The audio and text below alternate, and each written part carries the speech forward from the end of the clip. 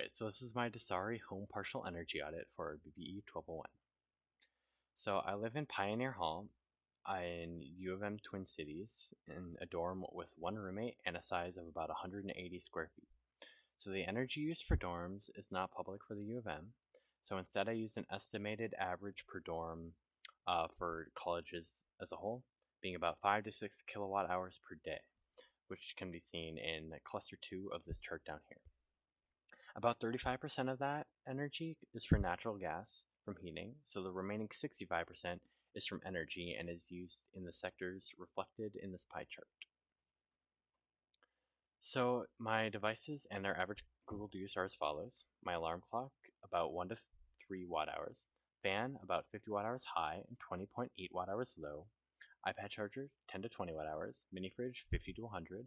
Desk light, 10. Gaming laptops, 20 to 200 would vary a lot, and of course dorm light. So for tracking, here are the images of me measuring each of my devices, and measured 4 variable devices, being the mini fridge, Apple charger, computer, and my roommate's computer.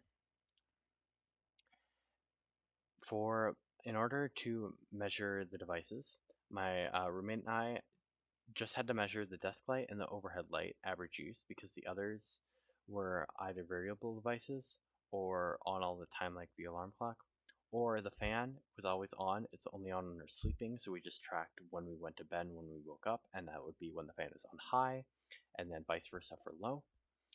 And so the ones we checked, desk light and overhead light, we just immediately put into the table once we were done using them for the time.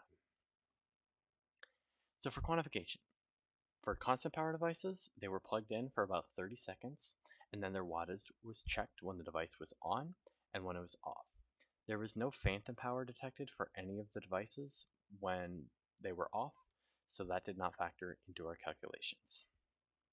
When the device was on, we recorded the wattage and then used our time log and multiplied out the hours it was on per day times the average wattage to get the average watt hours per day. And we assumed the overhead light was 20 watts because there was no specification for the light in the ceiling. And then for variable power devices, we then plugged in the kilowatt meter for 24 hours, except for my roommate's computer, which I had plugged in for 48 hours since I was gone for a day, of which I then divided the results by 2 to get the results for a day. We then found the average kilowatt hours per day on the reading, since each one was plugged in for 24 hours. And then we found the average time it was on per day using this time of detected power use on the kilowatt meter. This showed how long for within the 24 hours that it was detecting power use through the device. Like for example, the mini fridge, I thought it would be on for 24 hours the whole day, but it turns out it's only actually running for 9.6 hours in a day, which I thought was pretty cool.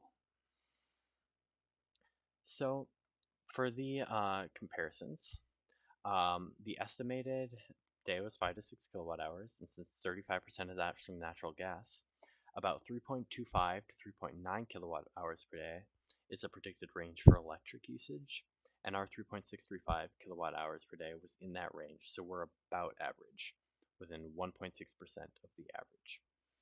And our fan was a little above our predicted use, but for the most part, everything was either in the interval or below, which is pretty cool. The computer range was very big, so that didn't give a quite accurate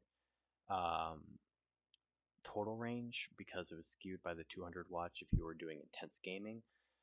But since we weren't doing that, we got a lower on the average. So what can we improve? So for when the fan's on low, instead of it being on low, we can just turn it off since the fan doesn't do too much. And this would save 11% of our total energy measured.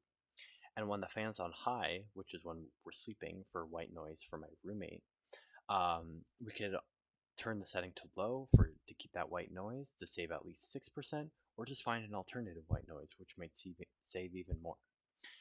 For the overhead light, since that probably uses a lot more than my LED desk light, we can just use the desk light for light, which would be saving a lot more. My computer, I can shut down every night and close tabs to improve energy consumption. And for my roommate's computer, he always has an idle game called Cookie Clicker.